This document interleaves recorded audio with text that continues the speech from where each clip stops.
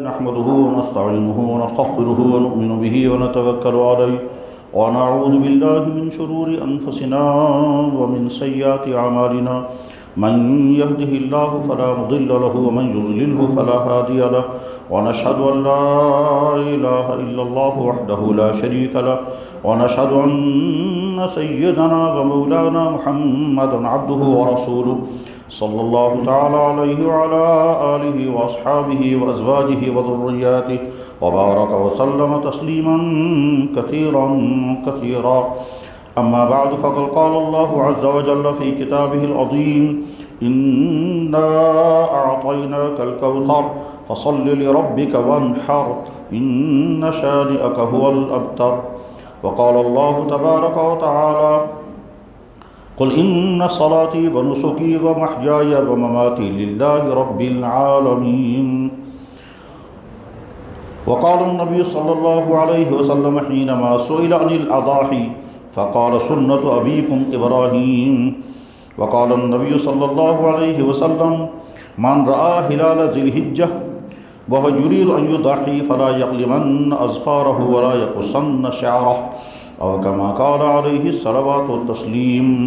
صدق الله مولانا العظيم وصدق رسوله النبي الكريم ونحن على ذلك لمن الشاهدين والشاكرين والحمد لله رب العالمين.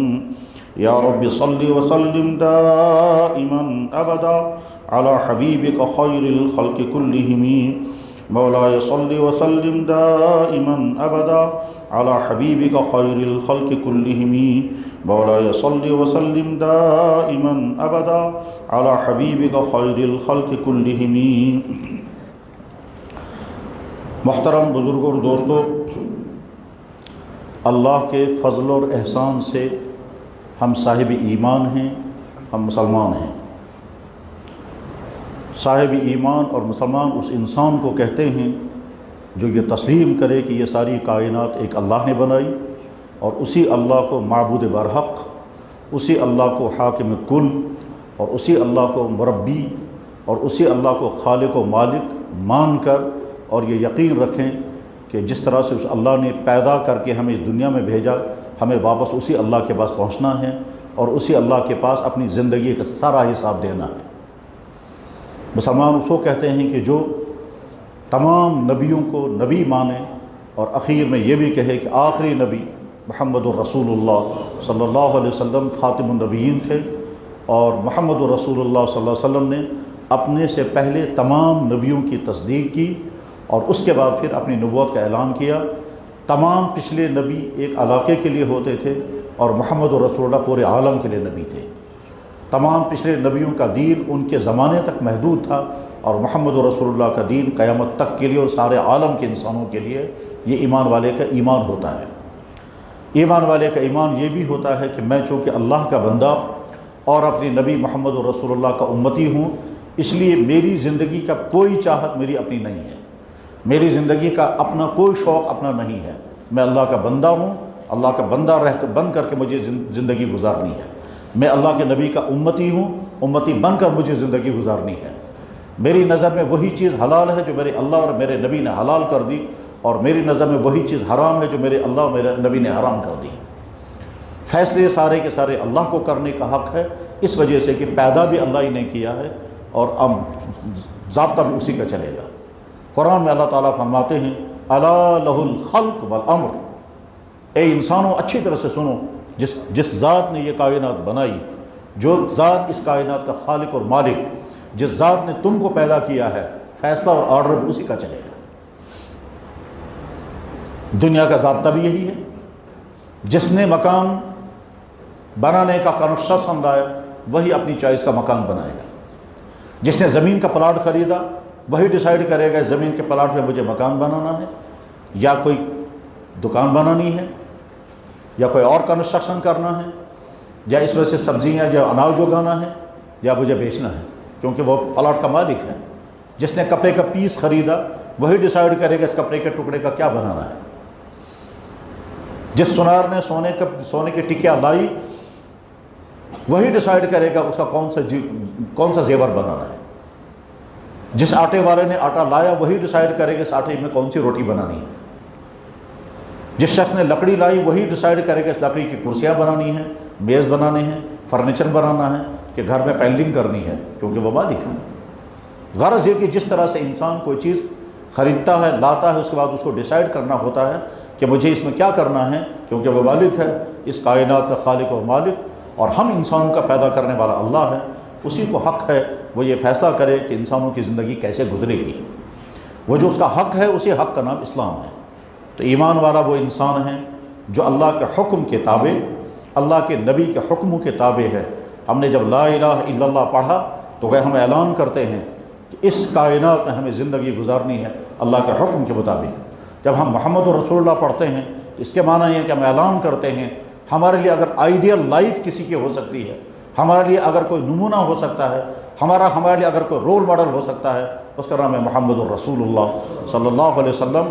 اور طے ہے اس کائنات سے پوری کائنات میں محمد رسول اللہ صلی اللہ علیہ وسلم سے زیادہ باکمال، ان سے زیادہ با اخلاق، ان سے زیادہ خوبیوں اور کمالات والی شخصیت پیدا ہی نہیں ہوئی ہے۔ آدم علیہ السلام سے لے کر قیامت تک کوئی نہیں پیدا ہوا، اور اس کا اعلان اللہ نے بھی فرمایا، سارے نبیوں نے کیا، سارے مذہبی صحائف میں موجود ہے، تمام کتابوں میں موجود ہے، محمد رسول اللہ تھے۔ تو اللہ نے ہم کو ایمان اور اسلام کی دولت عطا فرمائی۔ ہم اعلان کر کے کہتے ہیں ہم اللہ کے بندے، اور اعلان کر کے کہتے ہیں ہم محمد رسول اللہ کی امتی ہیں۔ ہمارے لیے وہی چیز حلال ہے جو اللہ نے اور اللہ کے نبی نے حلال کر دی، اور وہ چیز ہمارے لیے حرام ہے جو اللہ اور اللہ کے نبی نے حرام کر دی۔ چاہے انسان اس کی پابندی نہ کرے، مگر حلال حلال ہے، حرام حرام ہے۔ قرآن کریم میں اللہ تعالیٰ شانہ بار بار صاف اعلان کر کے کہتے ہیں کل من حرم زینت اللہ التی اخرج لعبادی، کس کو طاقت ہے کہ اللہ نے اپنے بندوں کے لیے جو چیز حلال کر دی ہے اس کو بیان کر دے اور اس کو حرام کر دے؟ کسی کا حق نہیں ہے، کسی کو طاقت نہیں۔ ہم مسلمان اور ایمان والے ہیں، ہر حال میں ہمیں یہ سمجھنا ہے کہ اس موجودہ صورتحال میں اللہ کی طرف سے ہمیں کیا حکم ہے۔ رمضان آئے گا، مسلمان کو حکم ہے روزہ رکھو۔ ذی الحجہ کا مہینہ آئے گا، مالدار مسلمانوں کو حکم ہے حج کرو، اور گھر میں رہنے والے مسلمانوں کو حکم ہے قربانی کرو۔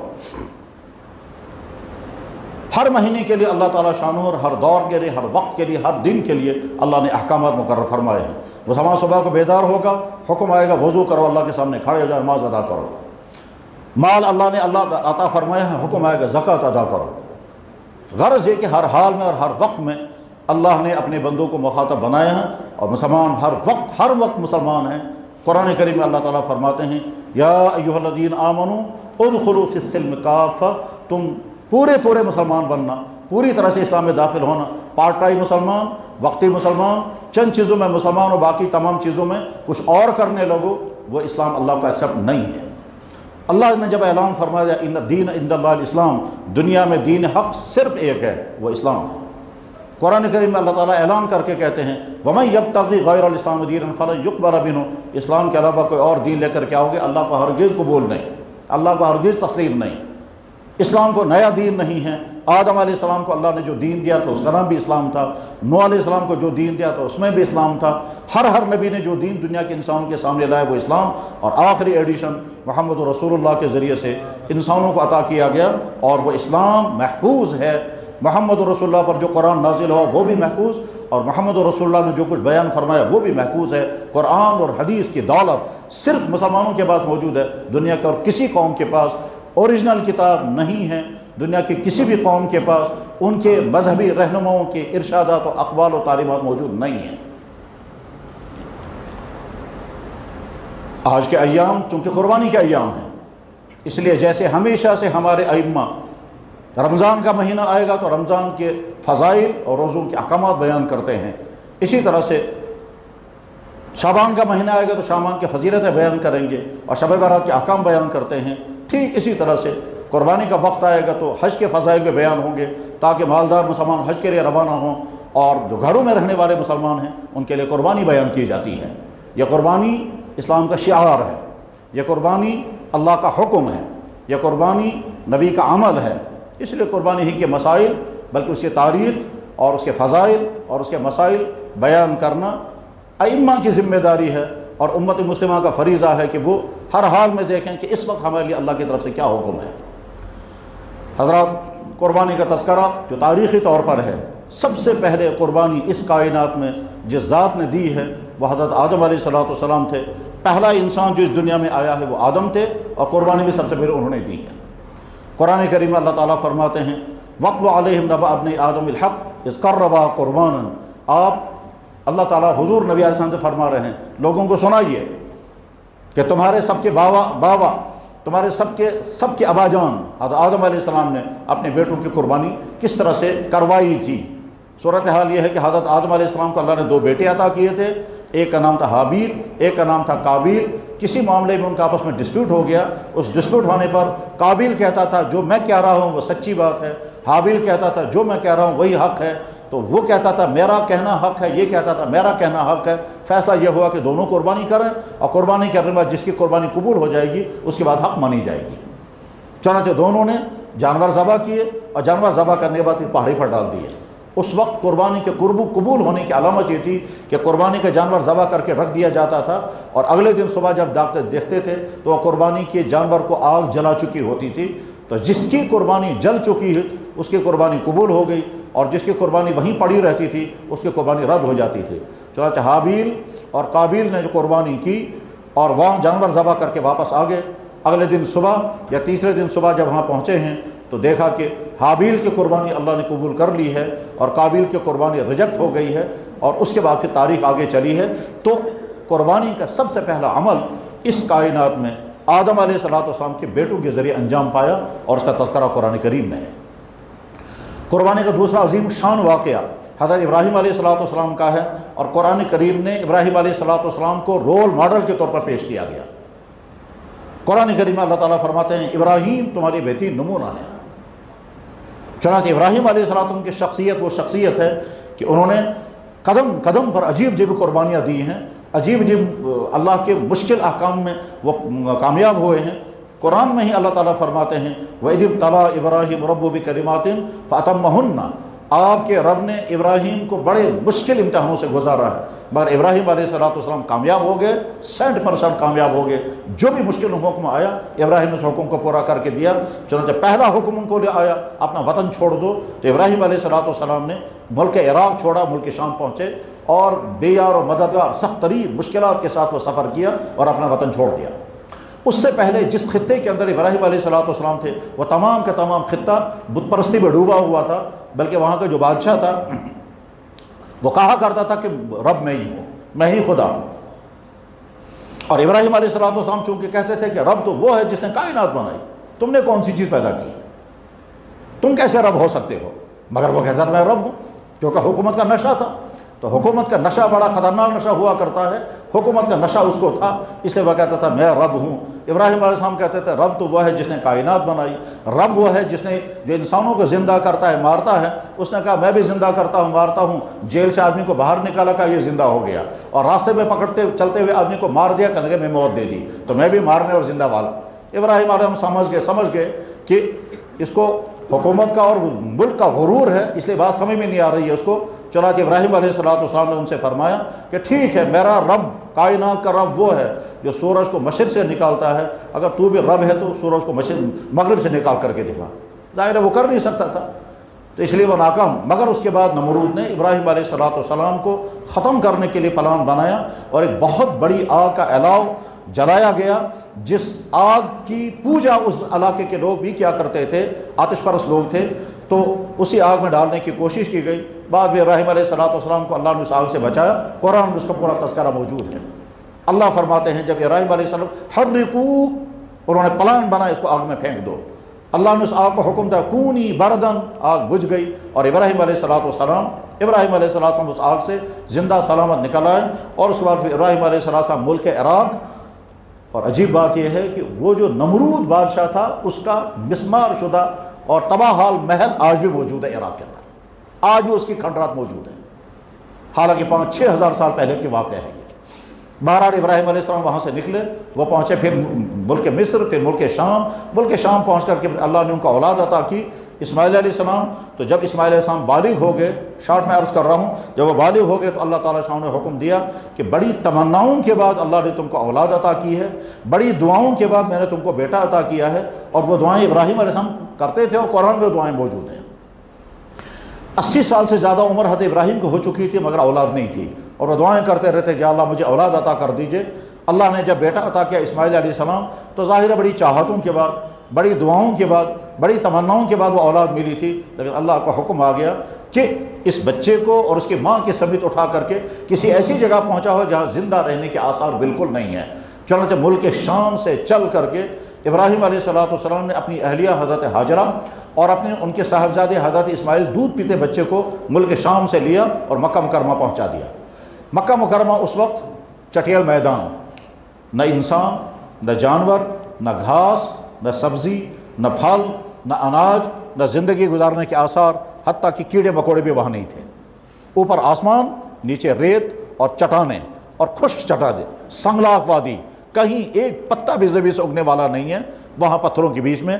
ابراہیم علیہ السلام نے اپنی اہلیہ حضرت ہاجرہ اور ان کے صاحبزادے دودھ پیتے بچے اسماعیل کو چھوڑ دیا، اور پھر اللہ تعالیٰ ابراہیم علیہ السلام واپس نکل گئے۔ بظاہر وہاں زندہ رہنے کے امکانات بالکل نہیں تھے، کیونکہ زندگی کے جو وسائل چاہیے وہ وسائل تھے ہی نہیں وہاں۔ زندہ رہنے کے لیے پانی چاہیے وہ بھی نہیں، زندہ رہنے کے لیے غذائیں چاہیں وہ بھی نہیں، زندہ رہنے کے لیے جو زندگی کی بنیادی فیسلٹیز ہیں وہ ان میں سے کوئی بھی چیز وہاں نہیں تھی۔ ایسی حالت میں اللہ کے حکم کے مطابق ابراہیم نے اپنی اہلیہ، اپنی بیوی اور اپنے بچے کو وہاں چھوڑ دیا اور خود واپس نکل گئے۔ حدیثوں میں آتا ہے، بخاری میں حدیث ہے کہ جب ابراہیم علیہ السلام واپس جانے لگے اور پہاڑی کراس کر رہے تھے تو پہاڑی پر چڑھ آخری نظر ڈالی اپنے بیٹے اسماعیل اور اپنی اہلیہ ہاجرہ کو۔ اس وقت ہاجرہ نے کہا ابراہیم آپ کہاں جا رہے ہو؟ ابراہیم نے کہا میں ملک شام واپس جا رہا ہوں۔ حضرت ہاجرہ نے کہا اور ہمیں؟ فرمایا تمہیں تو یہی رہنا ہوگا۔ حضرت ہاجرہ نے فرمایا کیوں ہم یہاں رہیں گے؟ انہوں نے کہا اللہ کا حکم یہی ہے۔ ہاجرہ نے کہا ٹھیک ہے، اگر اللہ کا حکم ہے تو اللہ کے حوالے تم بھی اور ہم بھی اللہ کے حوالے ہیں۔ ظاہر ہے ان کے پاس نہ کھانے کا سامان، نہ پینے کا سامان، کھجوروں کی ایک تھیلی تھی، ایک کھجور روز کھانی ہے، اور ایک تھیلے کے اندر، چمڑے کے تھیلے کے اندر گرم پانی جو ملک شام راستے میں سے کہیں سے انہوں نے لایا تھا۔ کچھ دنوں کے اندر وہ کھجوریں بھی ختم ہو گئی، کچھ دنوں کے اندر وہ پانی بھی ختم ہو گیا، اور حضرت ہاجرہ اکیلی سینکڑوں میل دائیں بائیں، نہ کہیں کوئی انسان، نہ کہیں کوئی جانور، نہ فضا میں کوئی پرندہ، نہ زمین میں کوئی کیڑا مکوڑا، نہ کہیں گھاس کا تنکا، کوئی چیز نہیں ہے، مخلوقات میں سے کچھ بھی نہیں تھا وہاں، صرف نیچے پتھر اور ریت اور اوپر آسمان، اس کے علاوہ کچھ نہیں۔ ان کے پاس کوئی زندگی کے سامان بھی نہیں تھا، نہ کپڑے، نہ برتن، نہ کھانے کا کوئی اور کچھ نہیں، بس وہی جو پہنے ہوئے کپڑے، کیا رہا ہوگا اس وقت ان کے ہاتھوں میں، بس اس کے علاوہ اور کچھ ان کے پاس نہیں تھا۔ بہرحال اللہ تعالیٰ شانہ، اللہ قادر مطلق ہے، چنانچہ حضرت ہاجرہ اور حضرت اسماعیل وہیں ہیں۔ چند دنوں میں کھجوریں ختم ہو گئیں، ہاجرہ کی چھاتی کا دودھ سوکھ گیا، اسماعیل تڑپنے لگے، اور اس کے بعد پھر ہاجرہ نکلی ہیں دائیں بائیں دیکھنے کے لیے کہیں کوئی پانی کا قطرہ ملے، کہیں کوئی سبزی اور کہیں کوئی اناج کا ٹکڑا ملے تو پہاڑی پر چڑھتی رہیں، لیکن کہیں کوئی سراغ نہیں ملا۔ میں واقعہ شارٹ کر رہا ہوں، ہم کو چاہیے کہ اپنی تاریخ پڑھیں، ہم کو چاہیے کہ نبیوں کی سیرت پڑھیں، تاکہ ہمارے سامنے ہر وقت رہنا چاہیے کہ اللہ اللہ ہیں، انبیاء انبیاء ہیں، دین اسلام کس طرح سے ہم تک پہنچا ہے۔ تو بہرحال ابراہیم علیہ السلام نے ابراہیم علیہ السلام کی اہلیہ حضرت ہاجرہ رضی اللہ تعالیٰ عنہ چکر لگانے شروع کیا، کہیں کوئی سراغ ملے، مگر کہیں کچھ نہیں، اور ادھر سے اسماعیل کئی دن کے بھوکے، دودھ کے پیاسے، دودھ کے بغیر زندگی گزار رہے تھے۔ وہ بچہ جو ہے تڑپ رہا تھا اور اپنی ایڑیاں زمین پر مار رہا تھا، تو جہاں اسماعیل ایڑیاں مار رہے تھے وہیں پر آب زمزم کا کنواں نکلا، اور وہ آب زمزم کا پانی آج تک چالو ہے۔ حضرت ہاجرہ رضی اللہ تعالیٰ عنہ آئیں، جب دیکھا کہ زمین سے پانی نکل آیا، حدیثوں میں آتا ہے کہ حضرت جبریل آئے اور انہوں نے جہاں پر اسماعیل دودھ پیتا بچہ زمین پر ایڑیاں رگڑ رہے تھے، وہیں حضرت جبریل علیہ السلام نے پر مارا اور نیچے سے زمزم کا پانی نکل آیا۔ ماہرین ارضیات جو زمین سے پانی کے سراغ لگانے کے اصولوں سے واقف ہیں، وہ آج تک حیران ہیں کہ آس پاس کہیں کوئی پانی کا سورس نہیں ہے، یہ زمزم کا پانی آتا کیسے؟ آج تو سائنس کا زمانہ ہے، تحقیقات کا زمانہ ہے، ہر چیز کے پیچھے لمبی سائنسی تحقیقات ہوتی ہیں۔ اگر کسی جگہ چشمہ نکلتا ہے تو اس کے بعد پھر ماہرین دیکھتے ہیں کہ اس چشمے کا سراغ کہاں سے ہے اور پانی کے سورسز کہاں سے اور کہاں پانی جذب ہو رہا ہے اور یہاں سے چشمے کے اندر سے نکل رہا ہے وہ۔ زمزم کا پانی کہاں سے زمین کے اندر سے ہوتے ہوتے وہاں پہنچتا ہے، ماہرین ارضیات اور ماہرین مائیات اس سلسلے میں کسی حتمی نتیجے پر نہیں پہنچے۔ اور ساتھ میں مزید دلچسپ بات یہ ہے کہ جاپان کے ایک سائنسی ادارے نے اپنے ایک طویل عرصے کے رپورٹ کے بعد یہ لکھا کہ دنیا میں سب سے عجیب ترین پانی زمزم کا پانی ہے۔ ہر پانی رکا رہے گا تو خراب ہو جاتا ہے، لیکن زمزم کا پانی خراب بھی نہیں ہوتا۔ رپورٹ میں نے پڑھی ہے، ظاہر ہے سائنسی ادارہ غیر مسلموں کا ادارہ ہے اور وہ جاپان کا کام کرنے والا ادارہ ہے۔ انہوں نے زمزم کے پانی پر ریسرچ کیا اور انہیں رپورٹ دی کہ زمزم کے پانی میں کچھ ایسے سمٹمز ہیں جو دنیا کی کسی پانی میں نہیں ہیں۔ خیر، زمزم کا پانی وہاں دریا نکلا۔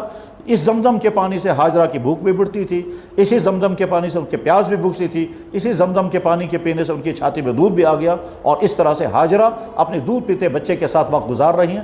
سالہ سال کے بعد حضرت ابراہیم علیہ السلام جب تشریف لائے، وہ تو سمجھتے تھے کہ زندہ تو ہوں گے نہیں ظاہری حالات کے مطابق، لیکن اللہ نے ضرور ان کو زندہ رکھا ہوگا کہ میں نے تو اللہ کا حکم پورا کیا ہے۔ زندہ کیسے رکھا ہوگا یہ اللہ کے علم ہے، مگر میں جا کے دیکھتا ہوں۔ چنانچہ جب وہ پہنچے ہیں تو دیکھا ہاجرہ بھی حیات اور ان کا بچہ بھی حیات۔ صبح سے شام تک ہاجرہ اس پہاڑی کو دیکھتی رہتی تھی جس پہاڑی سے ان کے شوہر گئے تھے، اور انتظار میں رہتی تھی کب میرا شوہر آئے گا۔ سالہ سال اسی حال میں گزر گئے، اسی پہاڑی کی چوٹی کو دیکھتے ہوئے کب میرا شوہر آئے گا۔ اور اس کے بعد سالہ سال کے بعد جب وہ شوہر آئے ہیں، اونٹنی پر سوار تھے، جب پہنچے حضرت ہاجرہ کی خوشی کا کیا ٹھکانہ رہا ہوگا۔ اس کے بعد پھر حضرت ہاجرہ نے کہا تشریف لائیں۔ ابراہیم علیہ السلام نے کہا اترنے کی اجازت نہیں ہے، صرف دیکھنے کی اجازت ہے، اور دیکھ کر کے واپس نکل گئے۔ کیا بیتی ہوگی ابراہیم کے دل پر اور کیا گزری ہوگی ہاجرہ کے دل پر کہ سالہ سال کے بعد میرا شوہر مجھے دیکھنے آیا، اور یہ دیکھنے بھی آیا تو ایک لمحے کے لیے بھی نیچے نہیں اترے، کیونکہ اللہ کا حکم یہی تھا۔ کتنی داستانیں ان کو سنانی ہوں گی اپنے شوہر کو کہ ہم نے یہ وقت کیسے گزارا اور کیسے اللہ کی قدرت ہمارے ساتھ ظاہر ہوئی، لیکن بہرحال اللہ کا حکم یہی تھا۔ ابراہیم نے دیکھا اور اس کے بعد دیکھ کر چلے گئے۔ انہوں نے پانی کا ہدیہ ان کی خدمت میں پیش کیا، یہ ہے وہ پانی جو اللہ نے ہمارے لیے پیدا کیا ہے۔ ابراہیم وہاں سے کھجوریں لے کر آئے تھے ملک شام سے، انہوں نے یہاں سے پانی زمزم کا پانی دیا اور وہ واپس چلے گئے۔ کئی سال کے بعد پھر ابراہیم علیہ السلام پھر آئے دیکھنے کے لیے۔ اس دن اجازت تھی وہاں بیٹھنا ہے، چنانچہ ابراہیم آئے، اس کے بعد اترے۔ تب تک حضرت ہاجرہ رضی اللہ تعالیٰ عنہ کا خیمہ بھی بن چکا تھا، ان کے پاس کپڑوں کے انتظامات بھی ہو چکے تھے، ان کے لیے کھانے پینے کے وسائل بھی جمع ہو گئے تھے۔ وہ کیسے یہ سب ہوا تھا اس کی ایک لمبی تاریخ ہے، وہ سب بیان کرنے کا وقت نہیں ہے، وہ سب کیسے ہوا تھا۔ بہرحال ابراہیم علیہ السلام آئے، بہت خوشی ہے، سالہ سال کے بعد اپنی بیوی بچوں کے ساتھ رہنے کا موقع مل رہا ہے، اور ہاجرہ اور ان کے بیٹے اسماعیل کو بھی خوشی ہے۔ ہاجرہ کے شوہر نامدار اور اسماعیل کے والد بزرگوار دونوں ساتھ ہیں، اور اس کے بعد اب خوشی کے ایام گزر رہے تھے۔ اللہ نے حکم دیا یہ جو پیارا تمہارا بیٹا ہے اسی کو قربان کر دو، اسی کو ذبح کر دو۔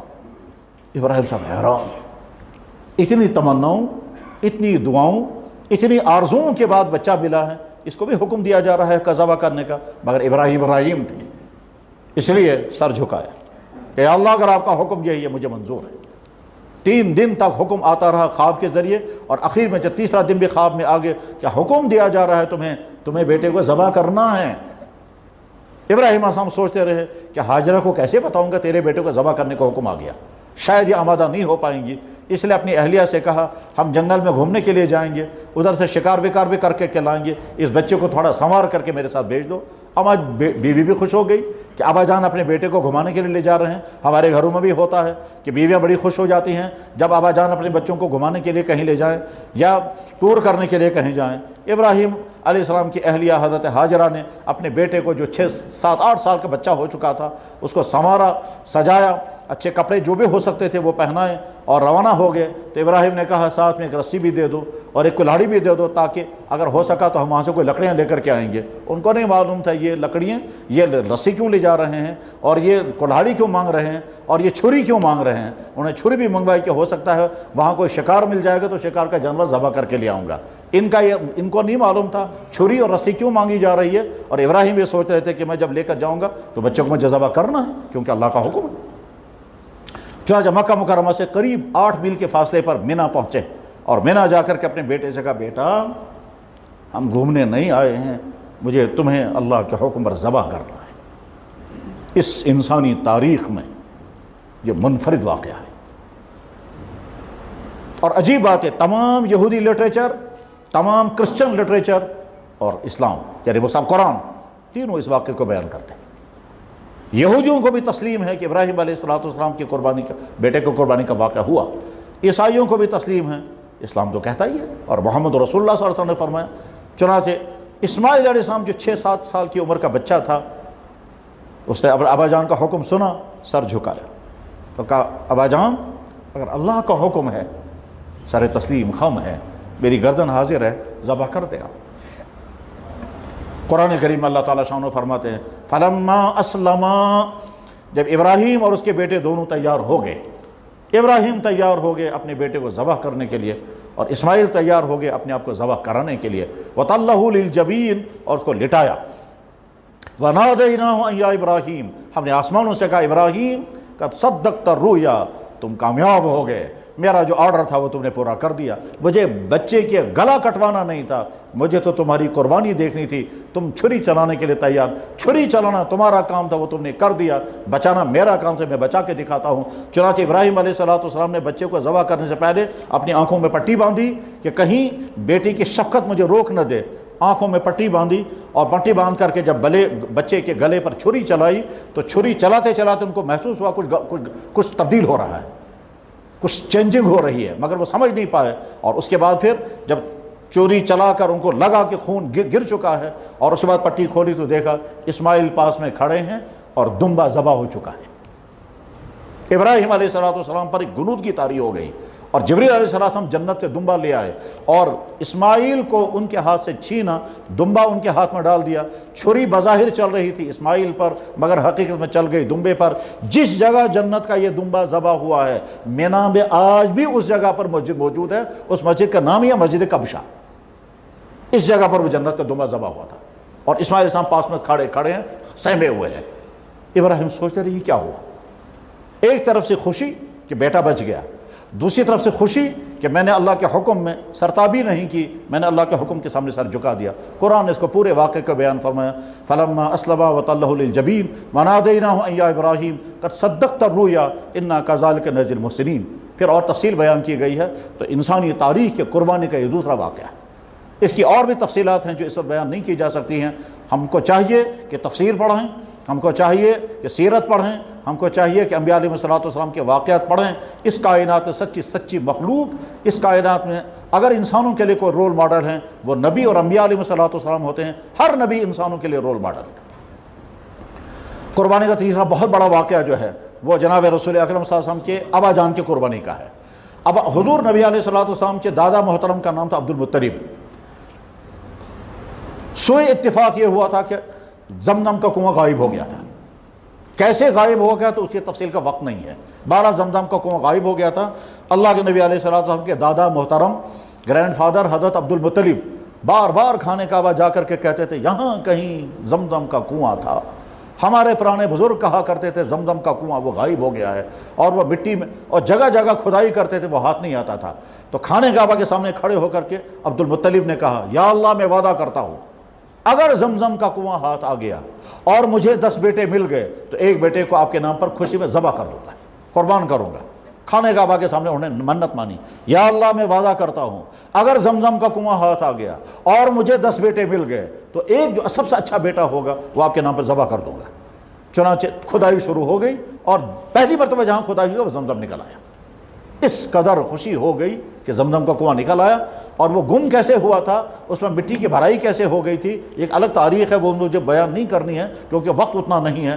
بہرحال ابراہیم علیہ السلام کے بیٹے اسماعیل کے پاؤں کے نیچے سے نکلنے والا زمزم کا کنواں چونکہ کئی صدیوں کے بعد ختم ہو چکا تھا، اس لیے عبد المطلب کی چاہت کے مطابق اللہ نے زمزم پھر عطا کر دیا، زمزم کا کنواں دریافت ہو گیا۔ عبد المطلب خوش ہو گئے، سارے مکے میں خوشیاں منائی گئی، اور عبد المطلب کی عظمتیں بڑھ گئی کہ عبد المطلب اتنا عظیم الشان انسان ہے، اسی کے ذریعے سے کعبے کی جوار میں زمزم پھر دریافت ہو گیا۔ اس کے بعد جب اللہ تعالیٰ شانہ نے ان کو 10 بیٹے عطا کیے تو ایک دن خواب میں خانہ کعبہ کے اندر دیکھا، لیٹے ہوئے تھے حتیم کے اندر، حتیم اس وقت نہیں تھا، خانہ کعبہ کے اندر لیٹے ہوئے تھے، خواب میں دیکھا گیا عبد المطلب تم نے اللہ سے وعدہ کیا تھا قربانی کرنے کا، اور وہ قربانی تمہیں کرنی تھی 2 شرطوں کے ساتھ، زمزم کا کنواں دریافت ہوگا تب، اور 10 بیٹے جب ہوں گے تب، یہ دونوں شرطیں پوری ہو گئی، اپنے بیٹے کو ذبح کرو۔ چنانچہ عبد المطلب بیدار ہو گئے، انہوں نے کہا میں اپنے بیٹوں میں سے جو سب سے اچھا بیٹا ہے اس کو اللہ کے نام پر ذبح کروں گا، اور نام نکلا ہے عبداللہ کا۔ عبداللہ ہیں جناب رسول اکرم صلی اللہ علیہ وسلم کے والد گرامی۔ مختصراً آخر میں صورتحال یہاں تک پہنچی کہ عبد المطلب کو مشورہ دیا گیا کہ بیٹوں کو ذبح مت کریں، ان کے بدلے میں اونٹ ذبح کر دیں۔ چنانچہ عبد المطلب نے ایک طرف سے 10 اونٹ، ایک طرف سے عبداللہ رکھا، قرعہ ڈالا گیا تو اونٹوں کے عبداللہ کے نام نکل آیا، پھر 10 اونٹ بڑھائے گئے، پھر قرعہ ڈالا گیا تو عبداللہ کا نام نکل آیا، پھر 10 اونٹ بڑھائے گئے، قرعہ ڈالا گیا تو عبداللہ کا نام نکل آیا۔ 9 مرتبہ قرعہ ڈالا گیا، 10 اونٹ بڑھاتے گئے، 90 اونٹ ہو گئے، قرعہ ڈالا تو عبداللہ کا نام نکل آیا۔ جب 10ویں مرتبہ 100 اونٹ ہو گئے، پھر قرعہ ڈالا گیا تو اونٹوں کا نام نکل آیا۔ عبد المطلب نے کہا یہ اتفاقاً ہو گیا ہے، جب 9 مرتبہ عبداللہ کا نام نکل آیا تو اب 10ویں مرتبہ اونٹوں کا نام، یہ اتفاق ہے، میں اس کو قبول نہیں کروں گا۔ دوبارہ قرعہ ڈالا، 30ویں مرتبہ ڈالا، اونٹوں کے نام نکل آیا تو 100 اونٹوں کو ذبح کر دیا گیا اور عبداللہ اس کے بدلے میں آزاد ہو گئے۔ چنانچہ جناب رسول اکرم صاحب ہم کہا کرتے تھے کہ اللہ کے نام پر ذبح ہونے والے 2 اسماعیل اور عبداللہ میں انہی کے اولاد میں سے، اللہ کے نام پر ذبح ہونے والے 2 اسماعیل اور عبداللہ میں انہی کے اولاد میں سے۔ علامہ اقبال کا بڑا مشہور شعر ہے جو کلام اقبال میں موجود ہے، جو فیضان نظر تھا کہ مکتب کی کرامت تھی، سکھلائے کس نے اسماعیل کو آداب فرزندی۔ بہرحال قربانی کی تاریخ کا یہ دوسرا اہم ترین واقعہ ہے۔ اس کے بعد جناب رسول اکرم صلی اللہ علیہ وسلم مکہ مکرمہ سے جب مدینہ طیبہ تشریف لائے اور ہر سال آپ نے قربانیاں کی، اور جب صحابہ کرام نے پوچھا حضرت یہ قربانی کیا ہے، آپ نے فرمایا سنت ابیکم ابراہیم، تمہارے ابا جان ابراہیم کی سنت ہے۔ پھر جب جناب رسول اکرم صلی اللہ علیہ وسلم نے حج فرمایا تو 100 اونٹ قربان کیے، اور اس دن آپ نے اپنی تمام ازواج مطہرات کی طرف سے گائے کی قربانی بھی کی۔ ازواج مطہرات کی طرف سے پہلے گائے کی قربانی کی، ازواج مطہرات کی خدمتوں میں گوشت پہنچا۔ حضرت عائشہ نے پوچھا یہ گوشت کیسا آ رہا ہے؟ فرمایا گیا کہ اللہ کے نبی علیہ السلام نے تمام ازواج مطہرات کی طرف سے گائے کی قربانی کی ہے، اور حج کے بعد پھر 100 اونٹ قربان کیے گئے۔ یہ 100 اونٹ یمن سے لائے گئے تھے، اور 63 اونٹ اللہ کے نبی نے اپنے ہاتھ سے قربان کیے، اور باقی اونٹ حضرت علی رضی اللہ عنہ نے قربان کیے۔ اس طرح سے قربانی کی تاریخ آگے چلی، اور اس کے بعد پھر آج تک اور قیامت تک جیسے دین کے تمام احکام ہیں اسی طرح سے قربانی کا حکم بھی قیامت تک رہے گا۔ حضرات قربانی کی فضیلتیں کتنی ہیں؟ قربانی کے دن بندے کا سب سے زیادہ اللہ کو پسند عمل جو ہے وہ قربانی کا عمل ہے۔ جانور ذبح ہونے سے پہلے، خون کا قطرہ زمین گرنے سے پہلے اس کے سارے گناہ معاف ہو جاتے ہیں۔ اللہ کے نبی علیہ السلام نے ارشاد فرمایا کہ قربانی کے جانور پر جتنے بال ہیں اتنی نیکیاں قربانی کرنے والے کے نام پر لکھی جاتی ہیں۔ اللہ کے نبی علیہ السلام نے ارشاد فرمایا کہ جس نے ذی الحجہ کا چاند دیکھا، قربانی کرنے کا ارادہ ہو، وہ نہ ناخن کاٹے نہ بال کاٹے۔ ترمذی میں حدیث موجود ہے، اذا رأیتم ہلال ذی الحجہ من رآ ہلال ذی الحجہ وہ یرید ان یضحی، جس نے ذی الحجہ کا چاند دیکھا اس کو قربانی کرنے کا ارادہ ہو، فلا یخلمن اظفارہ ولا یقصن شعرہ، وہ اپنے بال بھی نہ کاٹے اور اپنے ناخن بھی نہ کاٹے جب تک قربانی نہ ہو جائے۔ اللہ کے نبی علیہ السلام نے اپنے ہاتھ سے بھی قربانیاں کی ہیں اور دوسروں کے ہاتھ سے بھی قربانیاں کرائیں۔ حضرت فاطمہ رضی اللہ تعالیٰ عنہ خود کھڑی ہوا کرتی تھی اور حضرت علی ان کی طرف سے قربانی کرتے تھے۔ قربانی کا عمل اتنا اہم ہے کہ قرآن نے اس کو حکم دیا، فَصَلِّ لِرَبِّكَ وَانْحَرْ، آپ اللہ کے لیے نماز پڑھیں، قربانی کریں۔ قرآن میں اللہ تعالیٰ فرماتے ان صلاتی و نسکی و محیای و مماتی للہ رب العالمین، آپ اعلان کر دیجئے میری نماز، میری قربانی، میری زندگی، میری موت سب اللہ تعالیٰ شانہ کے لیے ہے۔ قربانی کے فضائل قرآن میں بھی ہیں، احادیث میں بھی ہیں۔ قربانی کے احکام اللہ تعالیٰ شانہ مالک ہے ساری کائنات کا، انسان بھی اللہ کے بنائے ہوئے ہیں، جانور بھی اللہ کے بنائے ہوئے ہیں۔ جس اللہ نے جانور بنائے اسی اللہ نے ہم کو فرمایا یہ حلال ہے تمہارے لیے، یہ تمہارے لیے حرام ہے۔ کتا بھی اللہ کا بنایا ہوا، بھیڑ بھی اللہ کی بنائی ہوئی ہے۔ بھیڑ کے بارے میں حکم دیا یہ حلال ہے، کتے کے بارے میں فرمایا حرام ہے۔ مالک کو حق ہے کہنے کا کہ کون سی چیز میں نے بنائی اور تمہارے بین ہے، اور کون سی چیز میں نے بنائی اور تمہاری الاؤ ہے، کیونکہ وہ مالک ہے۔ اور انسانوں کی سوچ سے زیادہ اللہ کے علم ہے کہ کون سی چیز انسانوں کی صحت کے لیے مضر اور کون سی چیز انسانوں کی صحت کے لیے مفید ہے۔ اللہ انسان کا خالق و مالک ہے، ہم اللہ کے حکم کے تابع ہیں۔ اللہ نے زمین سے پیدا ہونے والی جتنی چیزیں ہمارے لیے حلال ہیں وہ حلال، اور اللہ نے اپنی مخلوقات میں جتنی مخلوقات پیدا فرمائی ہیں ان میں سے جو چیز حلال ہے وہ قیامت تک کے لیے حلال، اور اللہ نے اپنی مخلوقات میں سے جو چیز حرام کر دی ہے وہ حرام، وہ قیامت تک کے لیے حرام۔ چرس بھی زمین سے نکلتا ہے، سبزی بھی زمین سے نکلتی ہے، چرس کو حرام کر دیا گیا، سبزیوں کو حلال کر دیا گیا۔ جانور اللہ نے پیدا فرمائے، جانور جنگلوں میں بھی رہتے ہیں، درندے، جانور گھروں میں بھی رہتے ہیں، جانور چرنے والے بھی ہیں۔ جانوروں کی تفصیل اللہ نے قرآن میں بیان فرمائی، اور اللہ فرماتے ہیں یہ جانور میں نے اپنے ہاتھوں سے تمہارے لیے بنائے۔ وَالْأَنْعَامَ خَلَقَهَا لَكُمْ، یہ سارے جانور میں نے تمہارے لیے بنائے۔ کسی جانور سے تمہیں دودھ ملے گا، کسی جانور سے تمہیں گوشت ملے گا، کسی جانور سے تمہیں اون ملے گا، کسی جانور سے تمہیں کچھ ملے گا، سارے جانور تمہارے لیے ہیں، تمہارے لیے پیدا کیے گئے ہیں۔ جس اللہ نے گائے اور بھینس اور اونٹ کو پیدا کیا، اسی اللہ نے گدھے کو بھی پیدا فرمایا۔ اونٹ کا تذکرہ بھی قرآن میں ہے، گدھے کا تذکرہ بھی قرآن میں ہے۔ اللہ تعالیٰ شانہ فرماتے ہیں وَالْخَيْلَ وَالْبِغَالَ وَالْحَمِيرَ لِتَرْكَبُوهُ وَزِينَةً، یہ گھوڑے، گدھے اور کچر میں نے تمہارے لیے پیدا فرمائے، سواری بھی کر سکتے ہو اور زینت بھی تمہارے لیے ہیں۔ گدھے کے گوشت کے متعلق اللہ کے نبی نے فرمایا، بخاری میں حدیث ہے، ان اللہ حرم لحوم الحمر الاہلیہ، اللہ نے گدھوں کا گوشت حرام کر دیا ہے، گدھوں کا گوشت حرام ہو گیا۔ تو جن جانوروں کا گوشت اللہ اور اللہ کے نبی نے حلال کر دیا وہ قیامت تک کے لیے حلال، اور جن جانوروں کا گوشت قیامت تک کے لیے حرام کر دیا گیا وہ حرام۔ کسی انسان کے حلال کرنے سے کوئی چیز حلال نہیں ہو سکتی، اور کسی انسان کے حرام کرنے سے کوئی چیز حرام نہیں ہو سکتی ہے۔ جو چیز اللہ اور اللہ کے نبی نے حلال کر دی وہ قیامت تک کے لیے حلال ہے، چاہے دنیا کے انسان، چاہے دنیا کی حکومتیں، چاہے دنیا کے ادارے کچھ بھی کہتے رہیں، وہ انسان ہیں، اور انسان کے حیثیت ان کو انسان بن کر رہنا چاہیے۔ جو چیز حلال ہے وہ حلال ہے، اور جو حرام ہے وہ حرام ہے۔ حرام حلال نہیں بن سکتی، حلال حرام نہیں بن سکتی۔ قربانی کے سلسلے میں جو مسائل و قانون ہیں وہ واضح ہیں۔ قربانی میں مسلمان کو اجازت ہے، وہ قربانی کر سکتا ہے چھوٹے جانور کی بھی، بڑے جانور کی بھی۔ چھوٹے جانوروں میں بھیڑ اور بکری آتی ہے، بڑے جانوروں میں گائے، بیل، اونٹ، بھینس، یہ بڑے جانور ہیں جو قربانی کے لیے اللہ اور اللہ کے نبی نے طے کر دیے ہیں۔ چھوٹے جانور کی قربانی ایک انسان کی طرف ہوتی ہے، اور بڑے جانوروں کی قربانی میں 7 آدمی شریک ہو سکتے ہیں، اونٹ کی قربانی میں 10 آدمی شریک ہو سکتے ہیں۔ قربانی کے جانور کیسا ہونا چاہیے اس کی تفصیل بھی کتابوں میں موجود ہے، بلکہ اللہ کے نبی علیہ السلام نے خود فرمائی ہے جانوروں میں کیا کیا خوبیاں ہونی چاہیے، اور کون کون سی خرابیاں اور کون کون سے عیب ہیں جن عیبوں کی وجہ سے جانور قربانی کے قابل نہیں رہے گا۔ قربانی کرنے والا خود جب جانور خریدا اس کو سمجھنا ہوگا کہ جانور کی عمر برابر ہے، وہ اس کے اندر وہ عیب تو نہیں ہے جن عیبوں کی وجہ سے قربانی کا جانور رد ہو جائے گا۔ اور اس کے بعد پھر جب اللہ تعالیٰ شانہ فرماتے قربانی کرو، ساتھ میں یہ بھی کہتے ہیں یہ گوشت تم خود ہی کھاؤ، میں تو صرف یہ دیکھنا چاہتا تھا کہ میرے حکم کے مطابق تم چھری چلانے کے لیے تیار ہو یا نہیں۔ یہ امتحان صرف اس بات کا ہے۔ بہت سارے لوگ چاہتے ہیں کہ صاحب قربانیاں نہیں ہونی چاہیے، یہ پیسہ جمع کر کے ہم غریبوں میں تقسیم کریں، یہ پیسہ ہم جمع کر کے یتیم بچوں کی شادیاں کرائیں، یہ پیسہ ہم تقسیم کر کے غریب ملکوں میں تقسیم کریں۔ ہو سکتا ہے ہمدردی کی بنیاد پر یہ تجویزیں ذہنوں میں آ رہی ہوں، مگر اللہ کا حکم انسانوں کی تجویزوں کی بنیاد پر رد نہیں ہو سکتا ہے۔ دنیا میں ایک مشہور ملک ہے لیبیا، وہاں کے ایک صاحب تھے جو اب دنیا میں نہیں ہیں، کرنل قذافی، وہ بھی تجویزیں پیش کیا کرتے تھے۔ حج کے اندر جو لاکھوں قربانیاں کی جاتی ہیں یہ عقل کے بھی خلاف ہے، تجربات کے بھی خلاف ہے، اس قربانی پر پابندی لگنی چاہیے، اور اس کے بعد یہ سارا پیسہ جمع ہونا چاہیے، اور جمع ہونے کے بعد پھر وہ غریبوں میں تقسیم ہونا چاہیے۔ غریبوں میں کہاں تقسیم ہوتا ہے، وہ عیاشوں کے خرچ ہوا کرتا ہے۔ تو بہرحال جو لوگ تجویزیں پیش کرتے رہتے ہیں یا تجویزیں پاس کرتے رہتے ہیں، اللہ کا حکم انسانوں کی تجویزوں کی بنیاد پر رد نہیں ہو سکتا۔ جو حکم جس طرح سے ہے وہ حکم اسی طرح سے رہے گا۔ قربانی کے سارے فضائل اور قربانی کی ساری تفصیلات اس وجہ سے بیان کی جا رہی ہیں کہ ہم ہمیشہ ہر سال قربانی کے موقع پر قربانی کے مسائل، حج کے موقع پر حج کے مسائل اور احکام بیان کریں گے۔ یہ علماء اور اماموں کی ذمہ داری ہے، اور مسلمان کا فرض ہے کہ وہ دین کو سنیں، سمجھیں اور اس پر عمل کریں۔ اس وقت جو صورتحال ہے، آج ہی اخبارات میں شائع ہوا ہے کہ حکومت نے قربانی کے جانور پر پابندی لگا دی ہے۔ ایک طرف سے اللہ اور اللہ کے رسول کا اعلان، اور دوسری طرف سے حکومتیں۔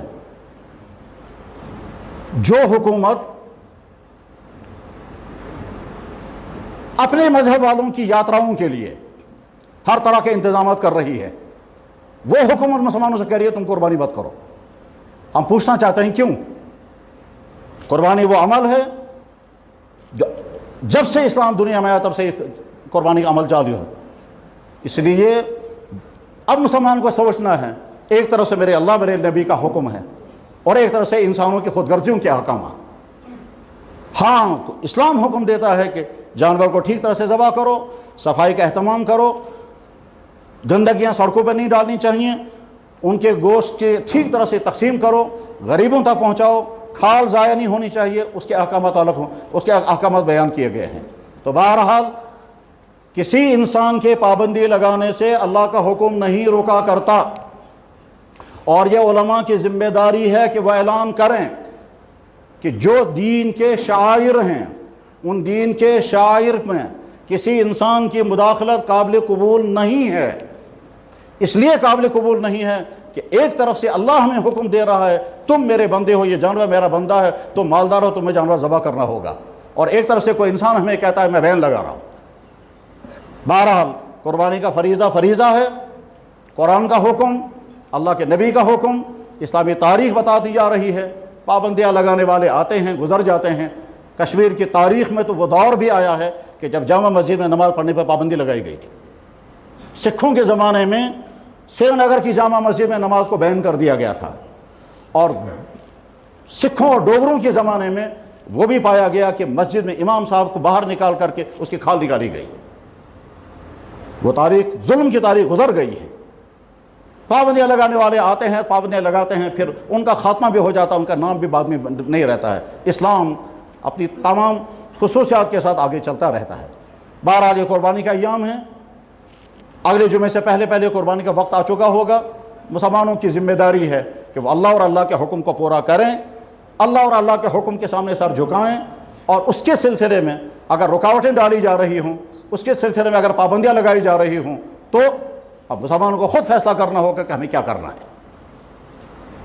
ذمہ داری ہماری کندھوں پر یہ ہے کہ ہم اعلان کر کے کہیں گے کہ اللہ اور اللہ کے رسول کا حکم یہ ہے، اور یہ علماء کے کندھوں پر ذمہ داری ہے۔ اس ذمہ داری کو پورا کرتے ہوئے اگر مشکلات آتی ہیں، کوئی حرج نہیں ہے، مشکلات جھیلنے کے لیے تیار رہنا چاہیے۔ اسلامی احکام بیان کرتے ہوئے مشکلات آتی رہی ہیں، آئندہ بھی آتی رہیں گی۔ اہل حق کا کام ہے حق بولنا، یہ شاعر دین کا معاملہ ہے۔ شعار دین کے معنی یہ ہے کہ جس کو ختم نہیں کر سکتے۔ ایک مسلمان سے جرم ہو سکتا ہے وہ داڑھی نہ رکھے، لیکن اس کو یہ حق نہیں ہے کہنے کا کہ داڑھی جو ہے وہ منحوس چیز ہے۔ منحوس چیز کہنے کے معنی یہ مجرم ہے، یہ خطرناک ترین مجرم ہے۔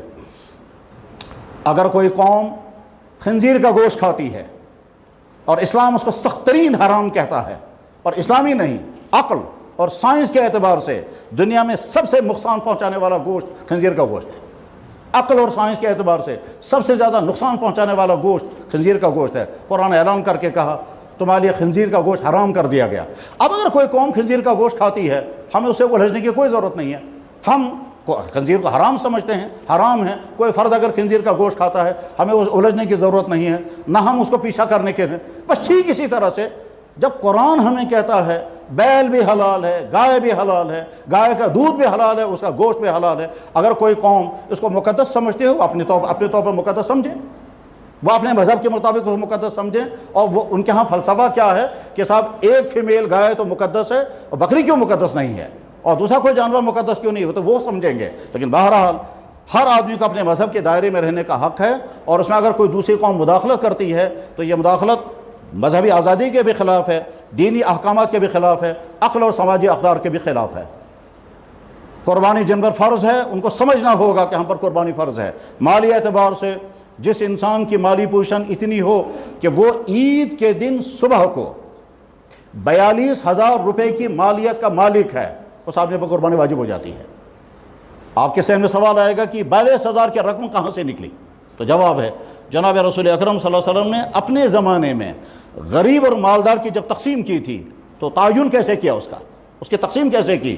آپ نے طے فرمایا تھا جس انسان کے پاس 200 درہم چاندی یا اور 20 مسکال سونا وہ آدمی مالدار ہے، اور جس کے پاس یہ دونوں چیزیں یا اتنی مقدار نہ ہو وہ غریبوں میں ہیں۔ مالدار کو حکم ہے غریبوں کی مدد کرو، زکوٰۃ ادا کرو، صدقے ادا کرو، صدقہ فطر ادا کرو، اور اس کو حکم ہے وہ قربانی بھی کرو اور قربانی کا گوشت غریبوں میں تقسیم کرو۔ 200 درہم چاندی، چونکہ آج درہم نہیں ہے، آج تو گراموں کا زمانہ ہے، یہ 200 درہم جب آج گراموں میں ہم کنورٹ کرتے ہیں تو 612 گرام چاندی بنتی ہے۔ گویا قانون یہ بنا، اسلامی قانون، کہ جس انسان کے پاس 612 گرام چاندی یا اس کی رقم موجود ہوگی، اور اس کی رقم جیسا کہ میں نے آج بھی معلوم کیا، کل بھی معلوم کیا، عید کے دن ہو سکتا ہے ریٹ کچھ بڑھ گئے ہوں یا گھٹ جائیں گے، جس انسان کے پاس عید کے دن صبح کو 612 گرام چاندی یا اتنی مالیت کی رقم موجود ہوگی، وہ آدمی اسلامی اصولوں کے مطابق مالدار ہے۔ اس کو زکوٰۃ بھی لازم ہو جاتی ہے، مگر زکوٰۃ ادا کرنے کے لیے 1 سال گزرنا شرط ہے۔ اور صدقہ فطر لازم ہو جاتا ہے، وہ عید الفطر کے دن ادا ہوتا ہے، اور زکوٰۃ قربانی بھی اس پر لازم ہو جاتی ہے، قربانی بھی اس پر لازم ہو جاتی ہے۔ اب وہ قربانی کس طرح سے کرے گا، خود کرے یا کسی اور کے ذریعے سے کرائے۔ کشمیر کے بے شمار لوگ جو باہر کے ملکوں، باہر کے شہروں میں ہیں، وہاں قربانیاں نہیں کر پاتے ہیں، وہ اپنے گھر والوں کے ذریعے سے ہم قربانیاں کراتے ہیں، بہت سارے اداروں کے ذریعے سے قربانیاں کراتے ہیں۔ قربانی فرض ہے اور اس کی ادائیگی ہمیں کرنی ہے، اور یہ اللہ کا حکم ہے، اور اللہ کے حکم کے متعلق جب اللہ کے حکم کے ساتھ مخلوق کا حکم ٹکرا جائے اس وقت کیا کرنا ہوتا ہے؟